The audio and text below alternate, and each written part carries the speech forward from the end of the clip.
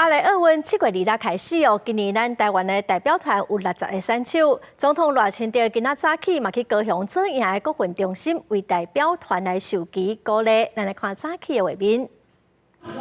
是主播采访现场，带你来到伫高雄的国训中心。2024年的奥运伫7月26号要来举行，要出国参加比赛的选手嘛要陆续来前往。总统赖清德嘛伫上午前往伫国训中心来授旗，来听一下现场的状况。每一个人大家都很辛苦，这个就是真正的国家队了啊！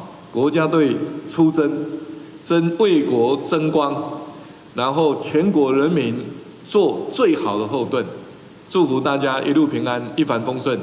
这个国内拢总有60名的选手，有乒乓、羽球、野球、练个刘德甲霹雳舞蹈，拢有选手来参加。